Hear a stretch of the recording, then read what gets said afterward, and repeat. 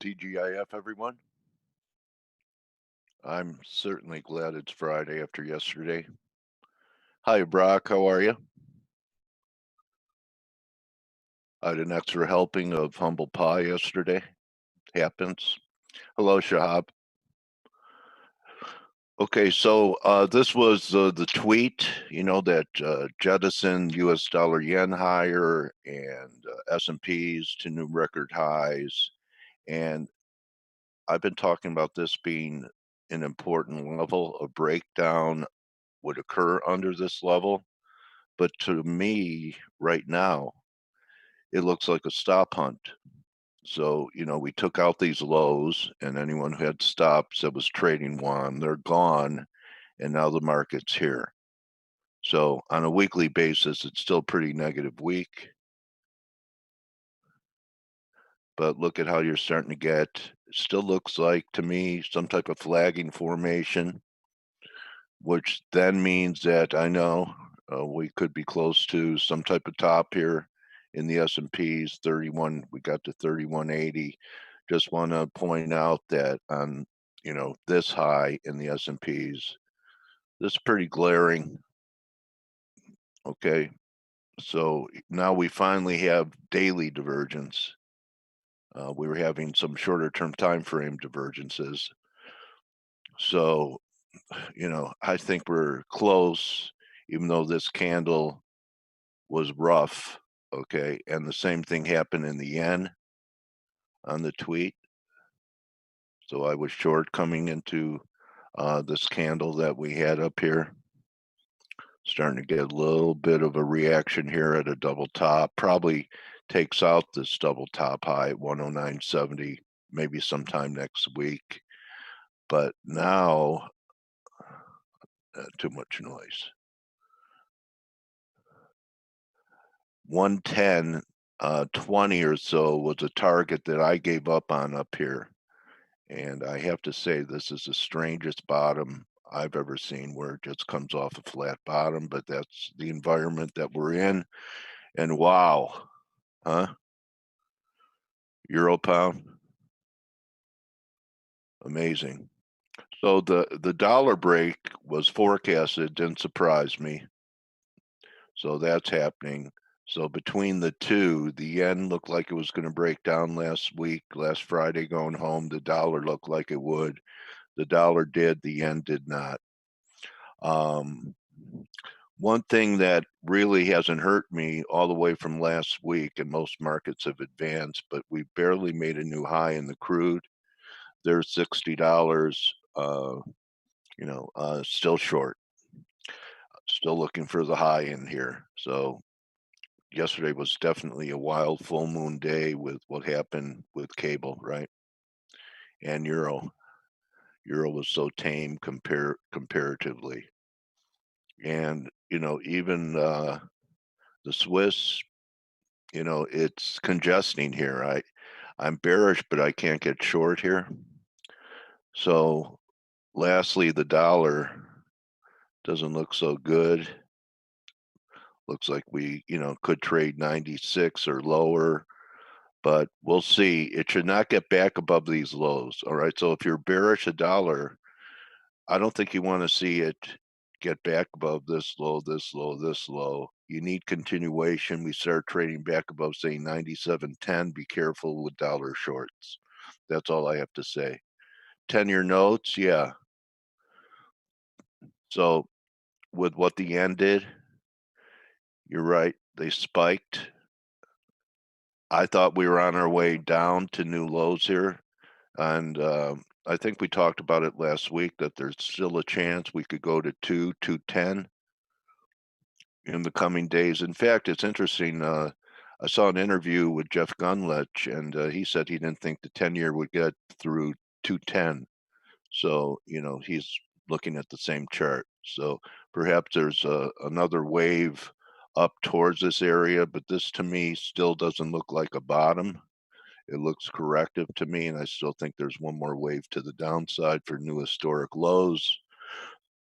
So I'm glad this week is over. It was a rough one for me, one of the roughest in a while. on one tweet. So probe and protect. And with that being said, what kind of night did the chat room have last night with the pound rallying 300 pips, Blake? Well, it was pretty explosive. I think a lot of people did well. There were some people that tried to fade the cable, but man, the moves happened right at the which I didn't expect, by the way. They happened right at the Well, polls closing. close. Yeah. Yeah, and that just made the uh, the I mean, dollar implode. was there time from when the move started it to really even say you reacted right away? Yeah, How much here. would you have paid up to get long cable? Well, you're probably going to pay up about 100 pips. So Okay. yeah, and frankly, I was watching when the polls closed, but I was actually, I was focused more on the euro yen because I had that Yeah. um, long. So and Good and then trade. yeah, it was good. Let me go over the pound really quick, but you can see the cable Yeah. right here, that spike, and Yeah. I'll actually put it on a 1 minute chart so you can see, you know, it it was a pretty massive move. It's going to take a All second in to a minute. populate. Yeah, I mean it was like Because boom I just boom. noticed EG. I was like looking at EG when it Yeah, I happened. mean we spiked up from, we were at Yeah. 3170 to 30 3350 like quickly, and then continued to march Right. higher after that. I mean it happened all very quickly because hold on real quick. Sure. I received a notice that Chinese officials will hold a press briefing Friday night Beijing time. Our reporters are already at the scene, um, but for the briefing is being delayed. Sources told Global Times that the briefing is regarding the U.S.-China trade talks. So there is going to be a Chinese announcement on the trade deal sometime this evening. So, After the markets close. I wonder if they're going to well, push back. I mean, no, it was signed, right? no. Just imagine roughly, and don't quote me because it's like I can't remember. I never remember if it's 12 or 13 hours in Beijing. That's Oh, different, okay. but it's about 12 hours different from Okay. where we're at. So, like, imagine it's 8 o'clock. It's probably going to be here in the next, I would say, you know, Okay. 2 hours or so, I guess.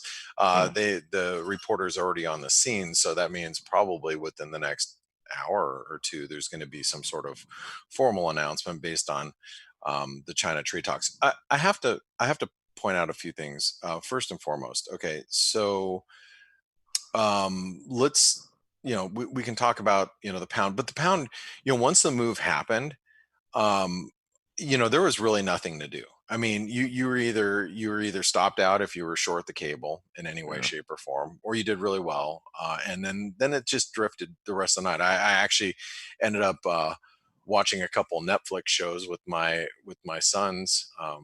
By the way, if you've never seen Magic for Humans, it's hilarious. It's very funny. I've been a Netflix subscriber since like I think like 97. So I mean, I always like to say I'm probably one of the first originals, when it was only DVDs. But anyway, great. It was a great show. But that's how boring it was after the fact. Because if you look at what happened the hours following, you know Yeah. the polls right here, it was that. I mean, it Yeah. was, there was nothing really to do.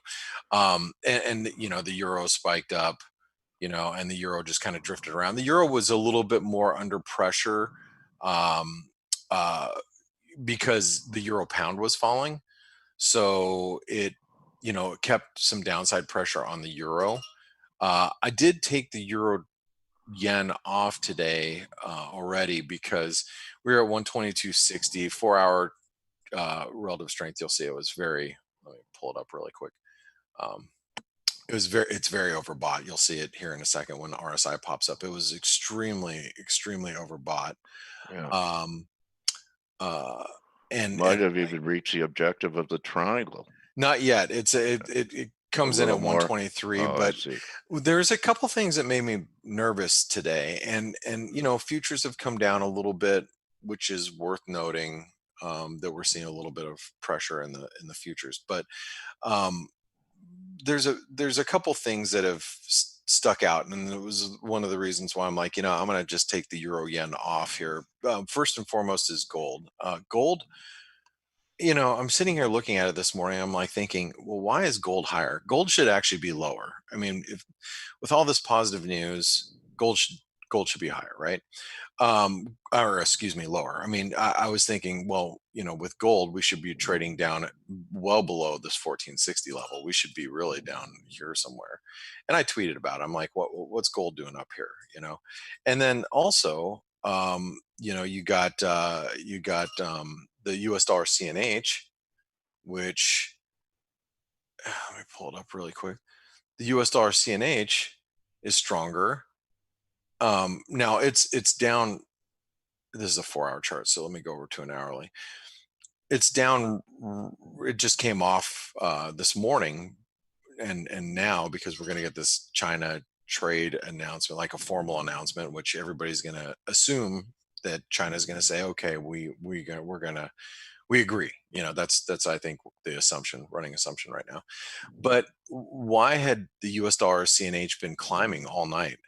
That was a little concerning to me because the US dollar CNH should just keep dropping if things were all good. Now that we're getting some sort of official Chinese word, because we hadn't had any, mum's been the word from China up until now.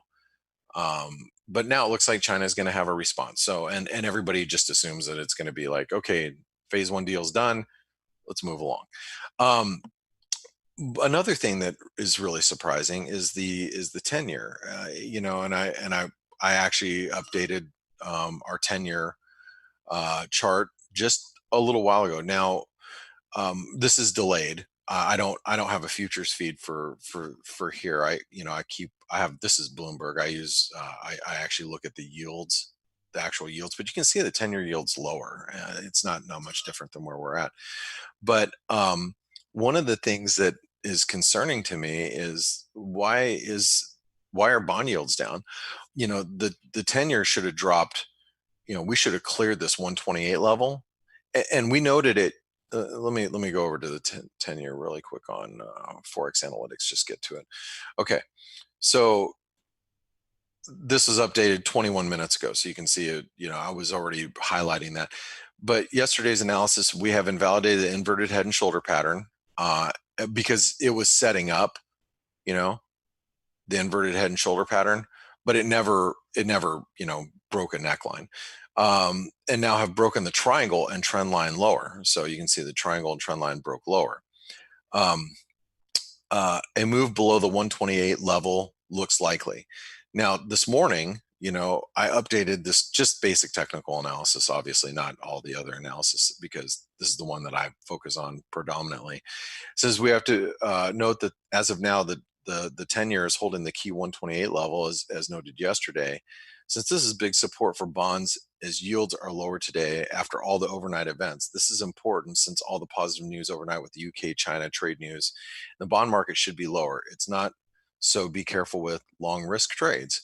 That was, before the stock market just did a little ditty, just uh, if you're talking about basically 30 minutes ago, and I was telling people in the chat room, um, you know, right after I sent out that chart, the S&Ps, sold off, but now you can see they're bouncing back. But the fact of the matter is, there are um, there are risks in this market because I'm going to say it again. Why have we not seen some of these other asset classes really move in the direction that they should be moving? Now, when you have stocks that are moving higher, you should have, in this case, gold moving lower.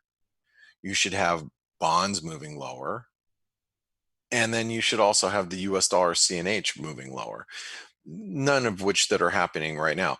Does that mean that they won't move following a China,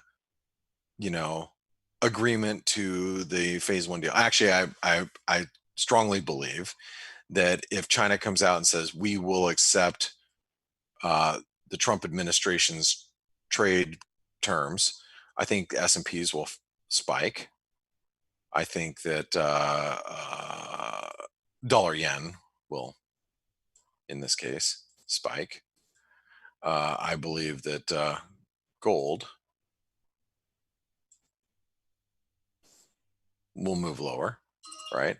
And or that's silver. Sorry, I meant to do that for gold. It's Friday. Bear with me. Gold will move lower, and then you'll have the U.S. dollar CNH will continue lower, and then you'll have. Oh wait, hold on. Based on just step forward, but how to find whatever. Sorry, I was just reading some little Chinese propaganda. Nothing big. And then we would see the bond market. In this case, the bond market should move lower as well. So again, that's all predicated on China. China. So we have to see what China says here, and that's going to really define what we're going to see moving into the rest of today. Now, one other and then here's another one: U.S. dollar, Mexican peso. Why? I'm sitting here scratching my head. Why hasn't the U.S. dollar, Mexican peso broken below 19? We probed below it a couple of times overnight, but why haven't we really broke down in the U.S. dollar, Mexican peso? Again, these are all things that'll probably change after we get this press briefing from China. Once we get this press, sure, Blake. Perhaps it's because the market has already sniffed that whatever we get is going to be extremely underwhelming. I think that we already know what the terms are, and we already know they're underwhelming. Yeah. But again, this is where you have to have China buy-in. If you have China buy-in, there will be one, at least more move up in risk appetite. There will be. Yeah, mostly from algos or whatever. Yeah, I agree. I mean, we could have a spike. Yes. Yeah, but is it sustainable? I don't know. The cat's out of the bag. We all know what we're expecting, and I actually, after hearing the China, or the U.S. terms of trade, from overnight, because that came out right around the Brexit stuff too. I was thinking, okay, S&P's broke new highs. We went from 3160 to, and by the way, just so if you guys are not aware, we're at the 161% extension of the last, this the summer move lower. We're at the 161% extension. That should be noted technically, but and we have divergent relative strength as we're hitting highs. Also should be noted. Doesn't mean it's going to do anything. I'm just saying that we should be aware that there are technical reasons why you have to be a little careful up here. But I thought to myself last night after, I'm like, okay, UK, we got the Brexit we want, or we got the leader that we want. And for all intents and purposes, for the continued fuel of risk appetite. Everybody wanted a majority from Boris Johnson. You got it. Brexit's going to happen. We have an EU agreement, not a trade agreement, but we have an EU Brexit agreement that has been already agreed to. We're going to be able to move forward in the UK, and the UK can finally sever its ties from the EU. There's going to be a lot of trade negotiations over the next several years for the EU and UK, but that's a different story. We're just going to be able to move on. Thank God. Now, last night, the U.S., said, here's our China deal. Everybody's like, woohoo, phase one, it's going to get done. China's definitely going to agree to it. Why? Because China needs it more than us. That's what Donald Trump says. That's what we've been told. So therefore, we got this spike up in risk, S&Ps, see a secondary So the market move. got everything it wanted, right, Blake? It That's the did, point. but Yeah. the point I'm trying to say here is why aren't we trading at 3,200 in the S&P? Maybe because Steve is right. It's all factored in. Maybe But it's a 1.618. that is it. That's the case. Now, does that warrant you to be outright bearish? No, but is it worth noting that we are 15 handles higher after all said and done, after these great groundbreaking events that we've all been waiting for months and months and years and years and years? You've also been saying for months that you were looking for a spike into a trade deal. Even though it's marginal, whatever it is, it's still a deal. And the market did exactly what you thought it would on that announcement. It Then did. you were looking to fade, or be looking to fade after that event. So, the scenario you painted is now a picture hanging on the wall. It is. And if you want to know how I'm reacting here, well, you probably have to be in the Forex Analytics chat room because everybody in there knows exactly what I'm doing. Good one, man. Hey, I'm just saying that, no, look, this is a free webinar. I try to give you Yeah, I much know. information as possible. Like, I'll give away the store, bro. here's a couple looks. You can, but I'm just going to tell you right now, I'm kind of concerned on what I'm seeing here. Does that mean that that you should be just full board bullish or bearish at this point? I don't know. There's a lot of question marks right now. I'm looking around, going, scratching my head. But what's going to be really interesting is to hear what China, quote unquote, officially has to say in the coming hours. That's going to be really important. What does China really say about all of this? I heard them say this, like, chop suey. Hey, I'm half Chinese. I know. And that's borderline offensive to me. All right. But if you called me Oriental, like a rug, that'd be even more offensive. Oh God. So you lie like a rug. I'm going to tell you right now, that's the least offensive thing to me in the world. All right. One of the things about being, for those of you that don't know, I was a Marine and infantryman in the United States Marine Corps for 4 years, from 1990 to 1994. Back then, political correctness was beyond, like, there was none. So, no. If only that was the case today as well. Yeah. No, on the back of my boonie cap, my jungle cap that I'd wear, the ones that have the brim that goes all the way around. And, when I do jungle operations in Guam, we used to do a lot of night patrols and, anyway, I'd spend like 4 or 5 days at a time in the jungle. And,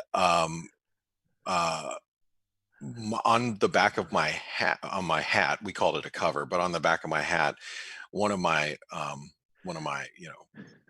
squad members wrote with a Sharpie on the back of my hat. This is how political correct we weren't. Chink on the back. And you know what? I wore it with pride. So it is what it is. Funny.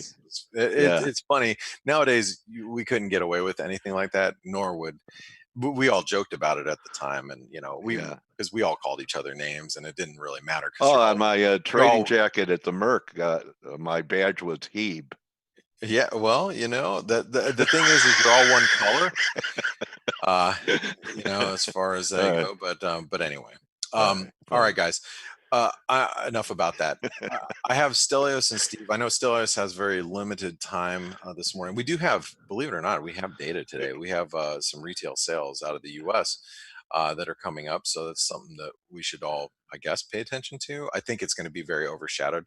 No one's going to care unless you see the consumer actually, just, completely being turned over here. But I doubt it's going to move the market. Everybody's focused so fixated on UK and China that this is not going to matter. But Stelios is here for a few minutes before he has to leave. Steve's here, so I want to let these guys talk a little bit. Steve, Stelios, what are your take on what happened overnight? Hello, good morning. Hey, Stel. Blaker. Hey. So, can I begin? Absolutely, Stelio. So let's first talk about the UK. So we got the majority. I thought it was going to be a slim majority. It was actually a pretty comprehensive one, 39 seats.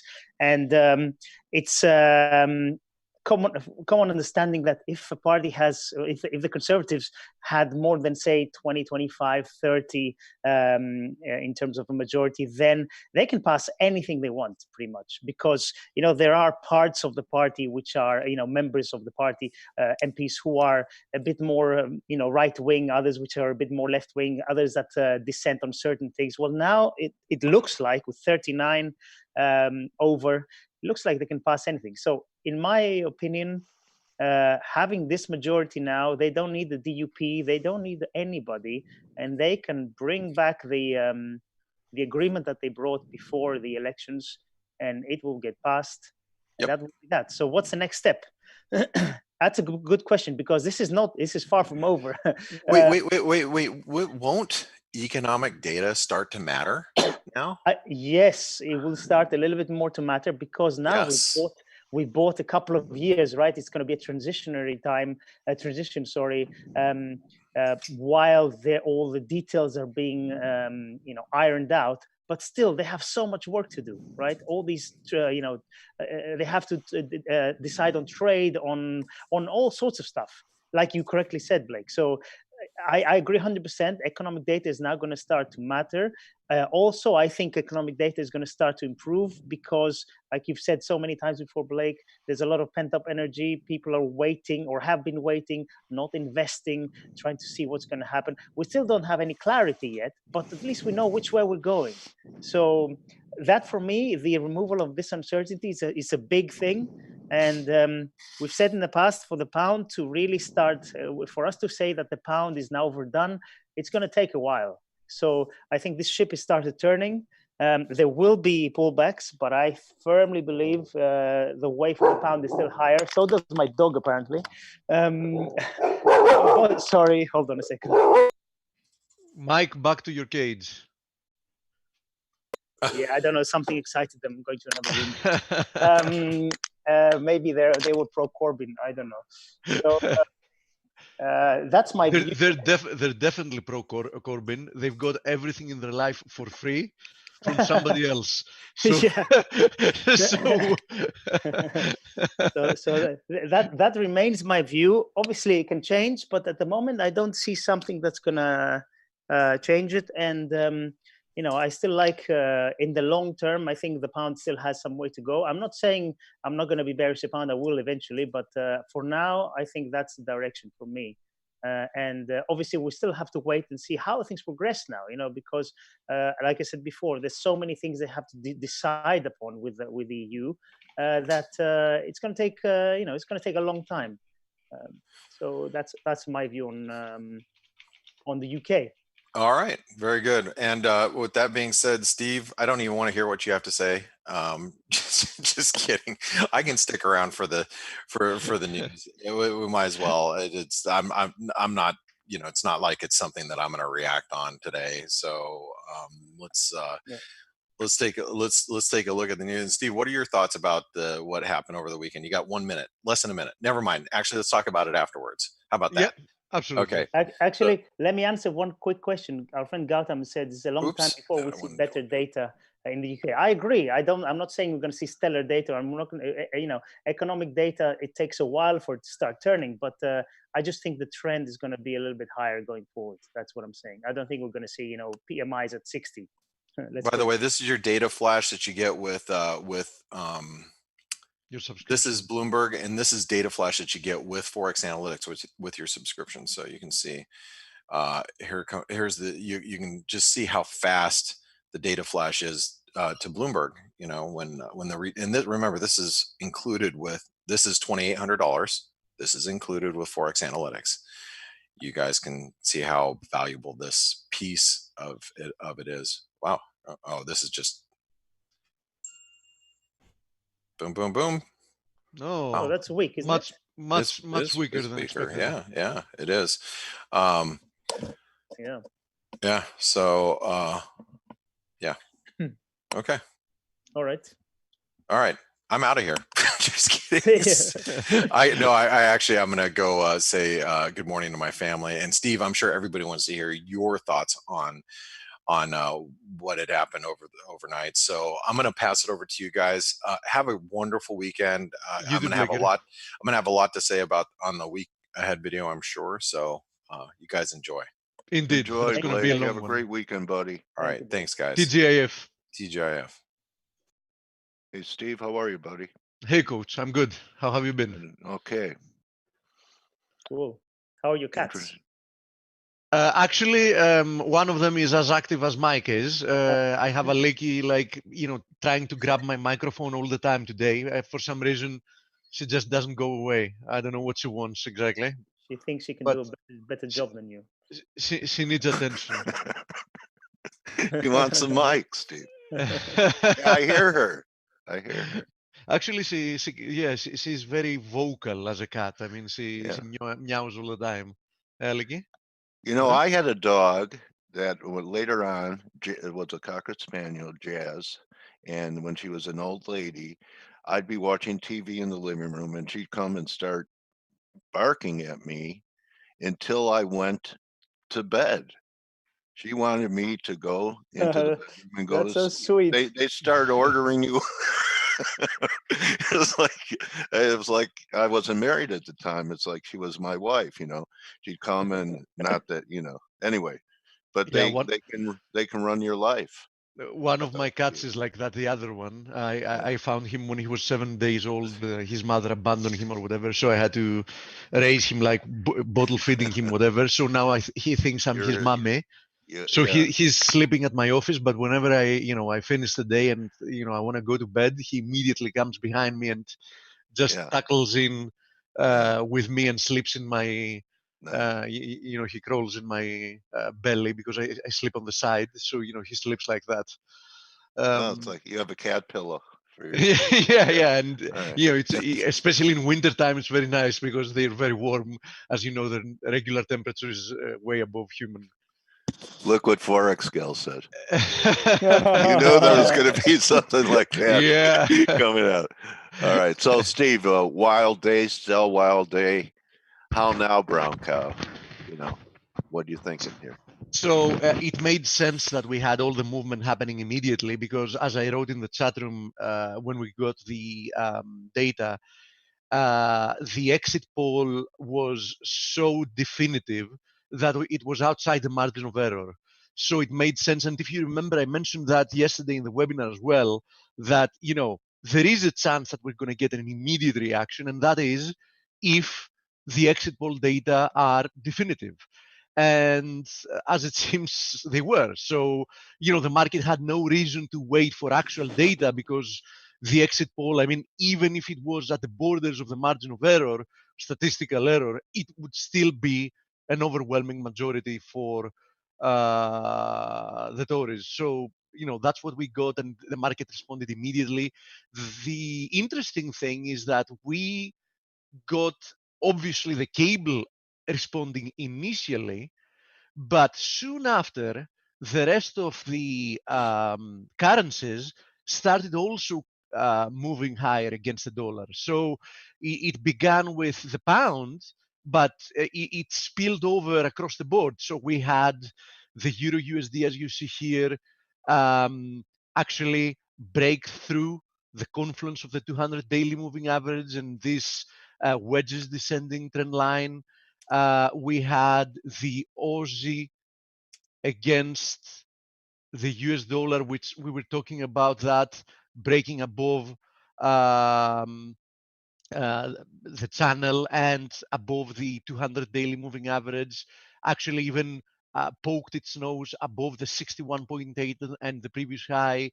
We had the Kiwi climbing even further. Speaking of the Kiwi, It has taken only a few days, but we're now very, very close to actually fulfilling the inverted head and shoulders formation target. I mean, we're like, what is it, 30 pips away. So just 30 pips away from that inverted head and shoulders formation target. We had the USD SEC breaking further lower, and most importantly, no, actually, it's not most importantly. It was important for me because I had an order that got triggered. We got the USD NOK breaking through the neckline of this head and shoulders formation. It triggered me short, as I wrote in the chat room. I had an order at 9068 and it triggered me short, activated this head and shoulders formation. It was looking like it might have not played out because we were losing symmetry. But we had these 3 consecutive days in a row, down days in a row, and there you go. Now we broke through it.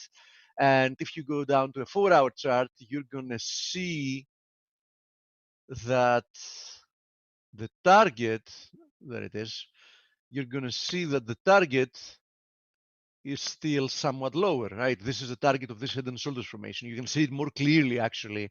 It looks better on a 4-hour chart, this head and shoulders formation. I mean, it looks more symmetrical on the 4-hour chart because you have a little bit of a more complex head here, and then the 2 shoulders have more or less symmetry, right? That's why I held my order, actually, to be short, because on the 4-hour chart, it still looked good. And obviously, needless to say that, the DXY made the move yesterday, and let's see what it's going to do now. It broke through this ascending channel. First of all, it broke through the range, right? Then it broke through this ascending channel, and now we're retesting the channel. 9710 is a little bit higher. 9710 is the previous support of this range. So I think that as long as we stay below 9710, the risks are tilted to the downside for the DXY. So it all began due to the UK elections and just by pound moving, but everything else followed, and that was actually quite interesting. And I want to see how we're going to close the week today, because today we're going to close both the day and the week. And if actually, all these moves that we've seen against the dollar prove to be sustained. So let's say if the Euro USD closes above that confluence, if the Aussie USD closes above that confluence of resistances, if the DXY closes below 97.10, etc., I think there's going to be a lot of thinking during the weekend from investors, and there is a good chance that we're going to see follow through in the dollar weakness in the upcoming week. So I like the fact that I currently have short dollar exposure. By the way, my other position, unfortunately, I had kept half of my euro pound short because half of it got limited out on my initial target, which was at 84 or something. I don't remember now. So that that closed. And yesterday, unfortunately, I had actually trailed my I had trailed my stop loss in my profit for the rest of the half of the position, actually here in this horizontal support resistance area. So that spike that we had higher in the euro pound stopped me out again in the same area, 84.80, whatever it was that I had my initial target for the first half. And then it kept moving lower, which is unfortunate because my second target was at 83, so I would have actually made it to my second target. But it is what it is. I mean, both positions, both half of the positions made the profit, so I shouldn't be complaining about it. So now I have my USD NOK short position. As I said, I do like that formation. If you have a look at other USD pairs, USD SEC, you remember this was one of the first one that moved, and I said that For me, that's quite important because frequently it's going to show you the direction. Not only it has now broken below this ascending wedge, but it has also triggered that head and shoulders formation, and it keeps going, lower. We still have some way to go for the target, which is down at 910.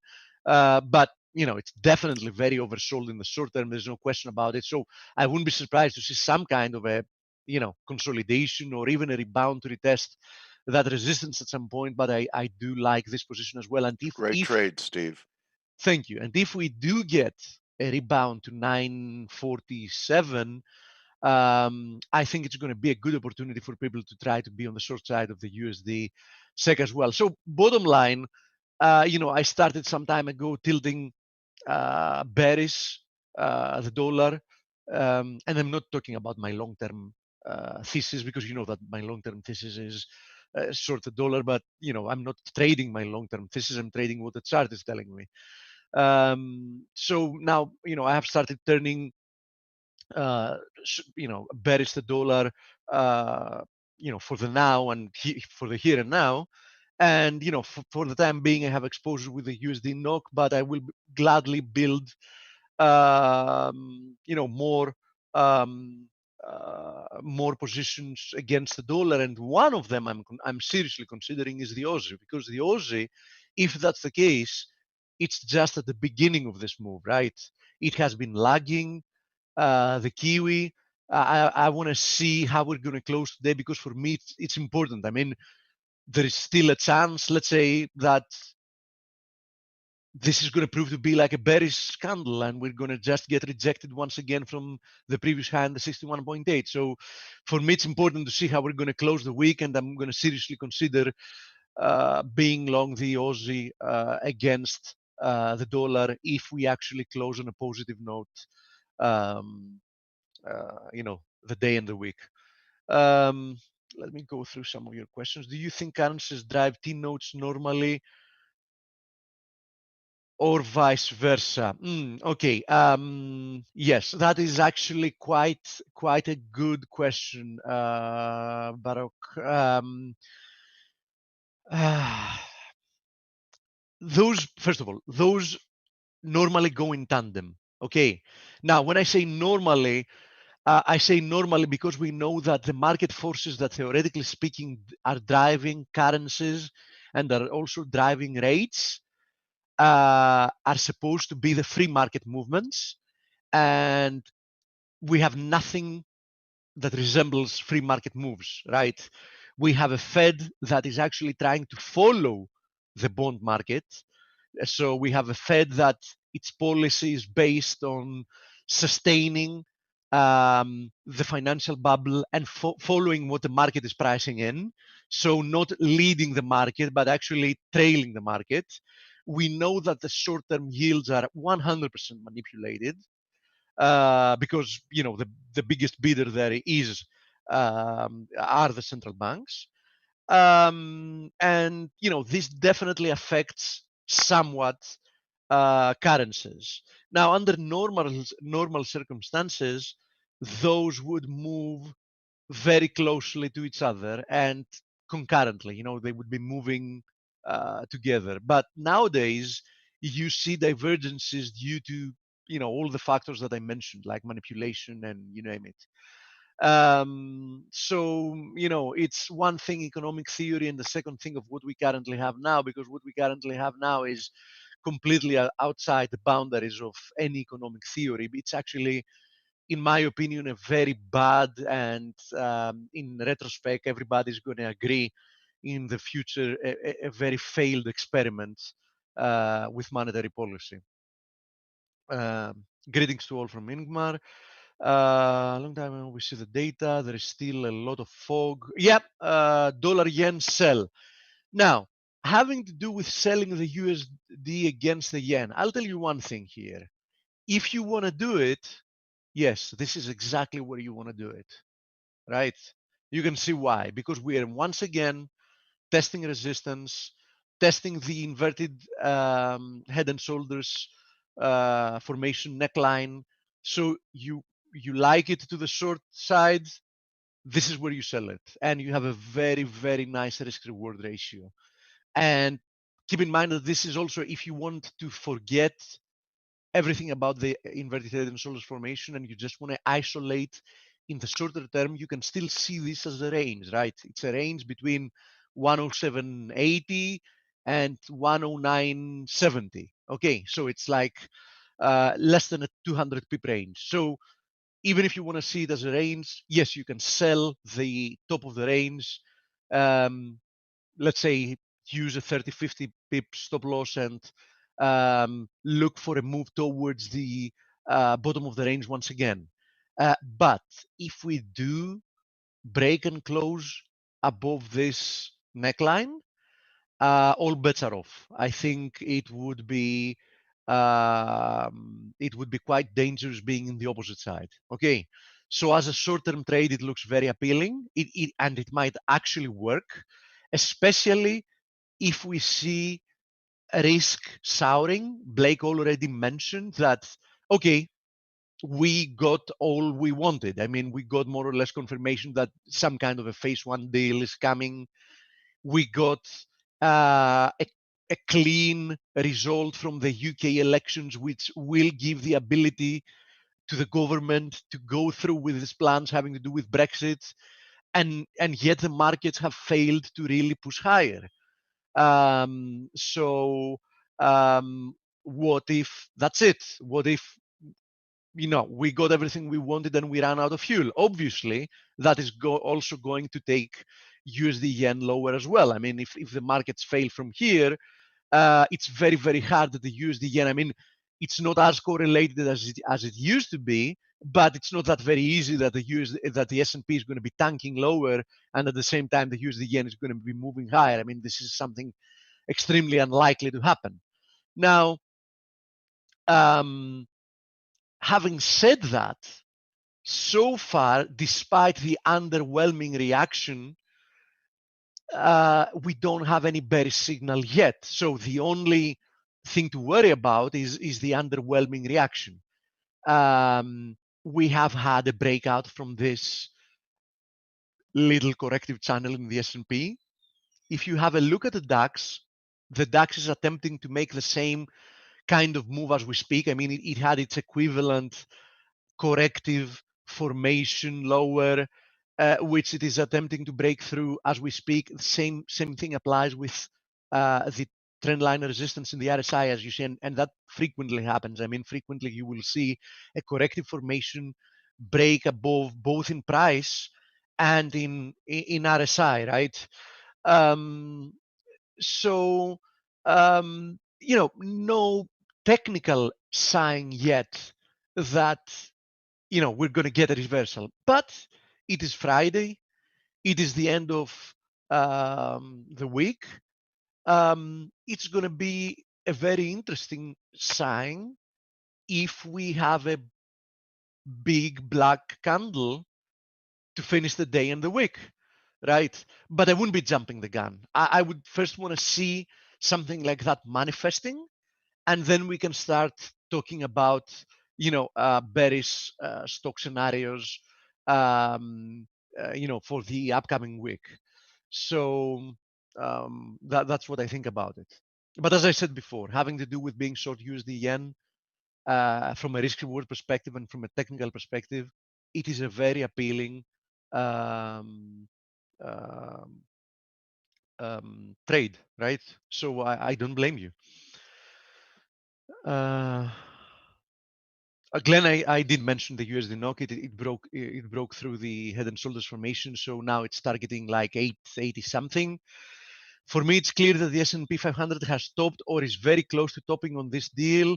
What confirmation would you look for to support my view? Oh, okay, I hadn't seen your question, but I just answered.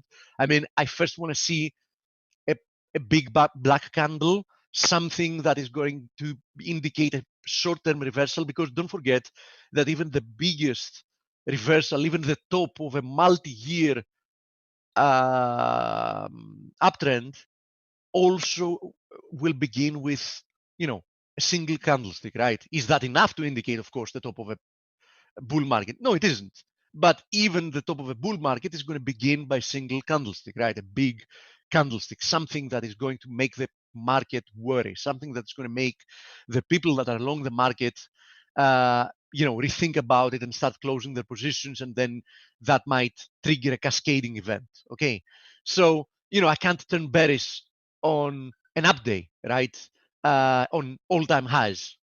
So although I do embrace the idea that now that everything is priced in, there is a good chance that the market might reverse, I also want to see some technical evidence. I mean, at least, some initial technical evidence.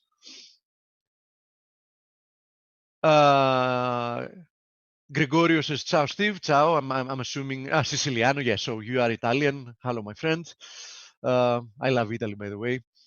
And I'm a big fan of the Italian football team. So what is my point of view on the Aussie against the Kiwi? Okay, I mentioned that the day before yesterday. I found it very, very interesting that we got that very nice reversal exactly at the 78.6% fib here. And just after falsely breaking below this channel, we had a continuation yesterday, but so far the candlestick today seems to be quite bearish. So, we're threatening with like a bearish reversal to what was a bullish reversal. Having said that, I still think that the risk reward favors after that reversal because it was a very big white outside white candle, also a key reversal. This is this is the definition of a key reversal. We got a new low in a prolonged move lower, and we actually closed higher than the previous day. In all actuality, we closed higher than the previous 3 days. So that was a very strong reversal candlestick. So I still think that the risk reward does favor long positions against the low we got 2 days ago. Okay. So I would be looking for at least one more leg higher towards 1053 at the very least. That is my point of view having to do with the Aussie against the Kiwi. And that would also bode well with the fact that the Kiwi has almost made it to the inverted head and shoulders formation, while the Aussie might just beginning its own move after a breakout. Okay, of course, as I said, I want to see how we're going to close the day and the week to confirm all that, right? Because a single day, a single daily close yesterday, especially with all the volatility that we got overnight, isn't enough. I mean, you can easily invalidate a single candlestick, especially when you have so many events happening. But that's my view of having to do with the Aussie against the Kiwi. I still think that the risk reward does favor at least a little bit further of upside. Okay, now questions about gold and silver. Speaking about the metals, palladium remains unstoppable. It might end up being the first metal that makes it to the $2,000 barrier. We've now fulfilled the cup and handle formation. So that's done. The daily RSI rebounded without even taking a breather from 40 to 83 that it's currently at. So, there's no question about it. It's very, very overbought. So, you want to be buying this, you need to wait for some type of a pullback because, there is no risk reward here. I mean, at the very least, to retest that previous high that we got at 1,826 before looking for more upside. Okay, now having to do with gold and silver, as Blake mentioned, they're both holding fine. So far today, silver has posted an inside spinning top, gold a spinning top as well. We're holding decently, but I remind you that for me, the biggest indication of a breakout is going to be gold breaking through 1485. I think that would indicate that another leg higher has begun. Now, what also looks positive for the metals is the fact that the gold-silver ratio might be rolling over. Of course, in order for me to feel confident about that, because we might see another push higher first, I would want to see this trend line break to the downside, okay? But if we also see this trend line in the gold-silver ratio break to the downside, then I'm going to be confident that, first of all, I think that at the same time, we're going to be seeing gold breaking through 1485. Second of all, then I'm going to be confident that another leg higher has begun in the metals, which I think is going to be a very decent one. As I've said, my initial target for gold, once we break through 1485, is the long-term 61.8% fib, which comes at 1586. So it's $100 higher, right? So it's quite a nice distance to cover, and quite a lot of money can be made, between here and there. Platinum, on the other hand, still hasn't posted a higher high here, toying around with that long-term trend line. But it looks to me inevitable that the metals sooner rather than later are going to continue higher. I mean, those three precious metals: gold, silver, and platinum. Now, since we're in the metal complex, let me also say here that copper is getting closer and closer to my target at 285. I would be a little bit careful up there. We're already overbought in the on the daily chart. You can see that the daily RSI is above 73 as we speak. So it might need to take a breather first. But I think that we're going to see 285, and we see what happens after that. Of course, the vast majority of those that we just covered, the Aussie, the Kiwi, copper, the metals, can really get moving even today. Depends on what we end up hearing from the Chinese, right? So, I mean, might prove to be a very volatile day to come. Depends on what we get.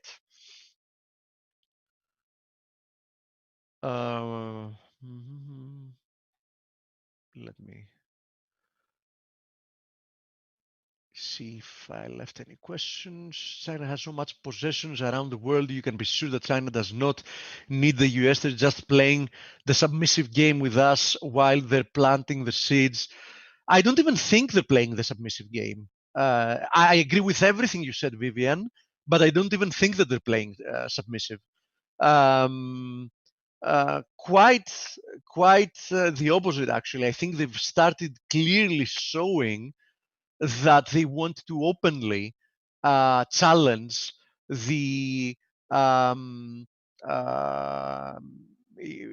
the position of the US as the leading force of the planet.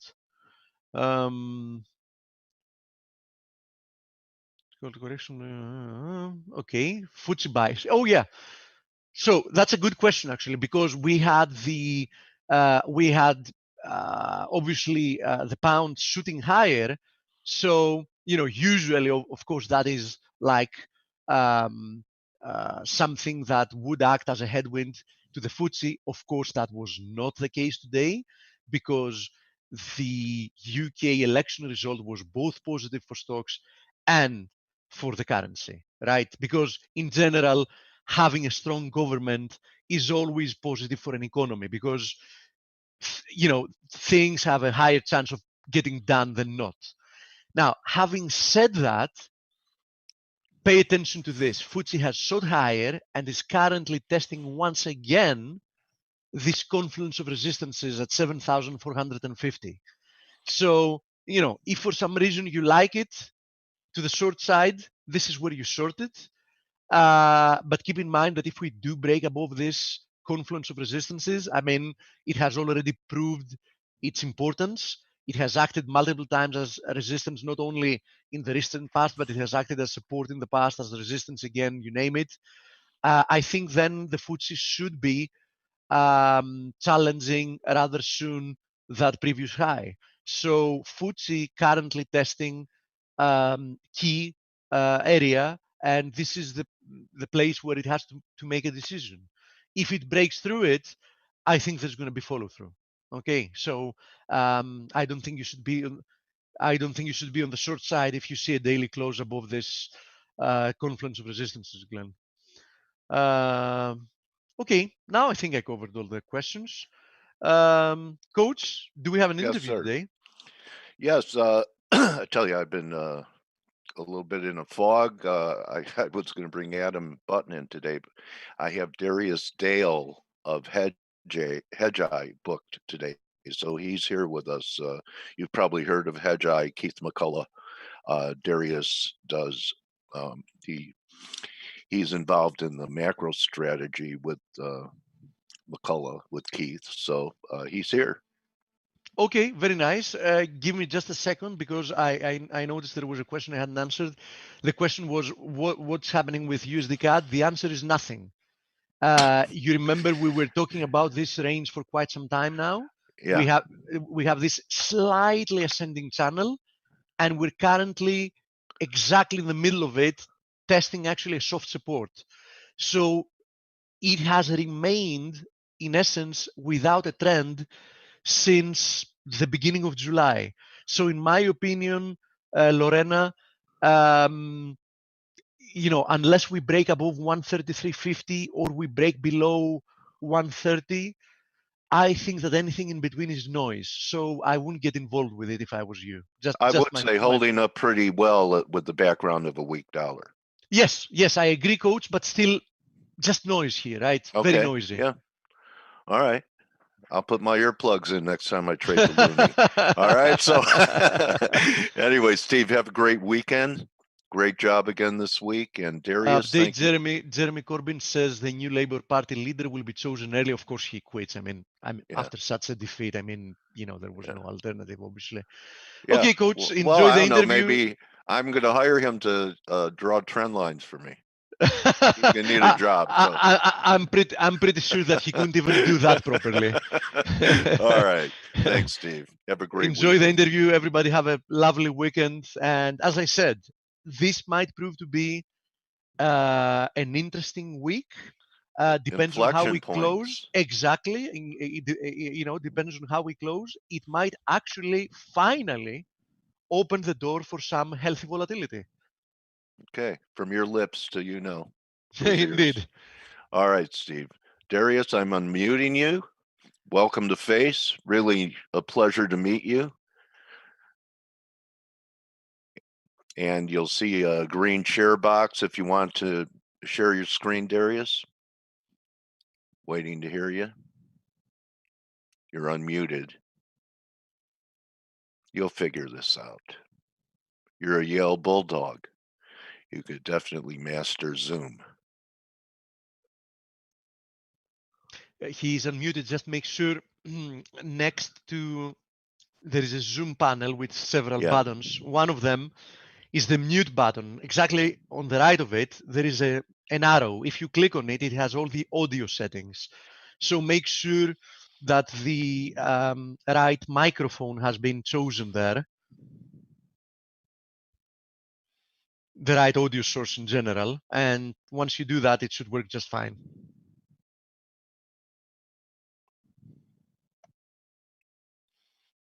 Can you hear us? Or yeah, just type if you can hear us, actually.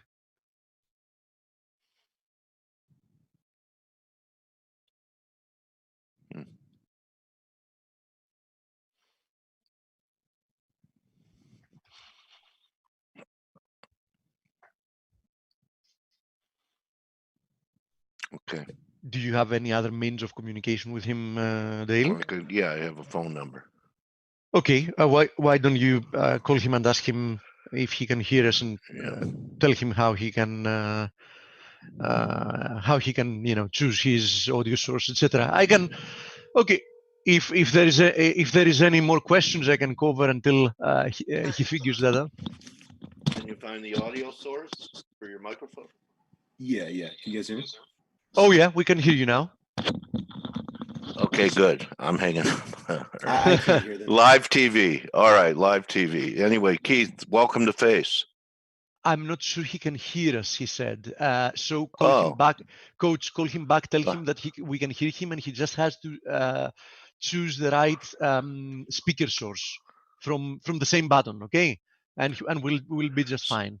Same button Yeah, same button next to the mute, the little next arrow. to the mute for Yeah, your so we could hear your microphone. yeah, but he can't hear us, so you have to call him to tell him. I'm on the phone with him. Ah, okay, okay. Yeah. Darius? Hello. So we can definitely hear him, and if he chooses the correct speakers, he should be able to hear us as well.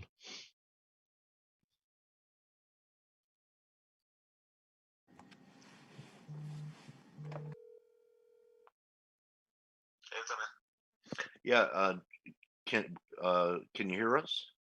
I can't hear you guys talking through Zoom. I Okay. cannot. You cannot. Oh, There's okay. Just okay. tell him how to choose the speakers. You have to choose the speakers. I don't know. I've never run into this before on No, Zoom. my computer is making sounds. I just whatever reason the Zoom is not working. Okay. All right. Well, Darius, we'll try it again another time. All right, buddy. Okay, cool. Bye bye. Okay, I don't know. This is the first time I've run into this where Okay. speakers didn't work. But Indeed. anyway, everyone have a great weekend. Okay, markets are back. I guess we're not going to be able to just relax for the holidays and be on our toes. But you know what? I'll tell you, I'm trading micros and minis right now in December. I don't go back to full size until New Year's. Just something you may want to consider too. And I was very grateful that because I'm still in a lot of these trades, I had very reduced leverage. So everyone have a great weekend and persevere through adversity. And to be there for the good times, you have to be there all the time. So don't go fetal if you had a rough week. It's part of driving a taxi cab. You get tickets. And most of all, don't just count your pips. Don't just lick your wounds. Count your blessings and be one to your neighbor, to your friend, to your family, to a stranger. And we'll see everyone Monday. Have a great weekend. Steve, have a great weekend. You too, I'll coach, see and I'll everybody see all else. you Warriors on Monday. Last full week before Christmas. Adios. You're welcome, Brock. You're welcome, Sinatra. See ya.